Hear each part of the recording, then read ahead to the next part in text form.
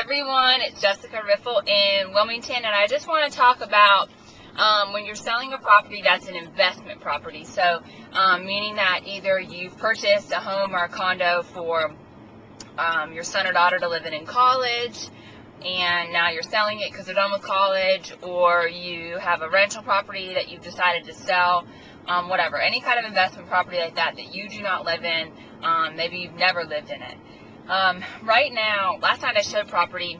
We looked at probably, I think 6 or 7 houses yesterday evening, and I talked about this a lot, about the condition of the house. We all know you've got to make your house, show ready. You can't just stick it on the market. You really have to prepare. I mean, you are selling what is most people's largest investment in their life, really, is their home.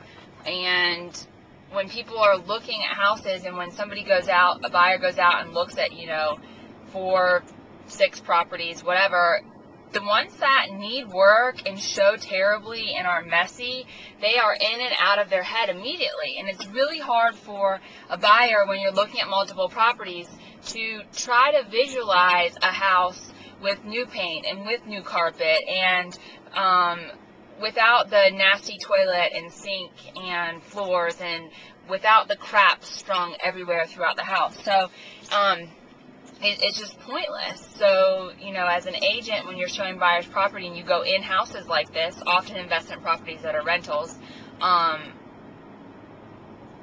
it's just pointless for those houses to even be on the market in that condition. Completely pointless. Last night we went into 2 different properties, both lived in by college students, which I was a college student once myself, totally get it, but they just didn't show well. And when you're preparing, when you're trying to sell a house, if you're the person living in it, you make sure it's show ready. If you are a tenant living in a property, do you really give a crap what it looks like when somebody looks at it to purchase? Probably not. Odds are, more than anything, you'd rather the house not sell because you're living there, and if it sells, you're going to have to move, rather than it selling. So you probably, if you're renting and a house is for sale that you're living in, you probably don't care the condition that it's in.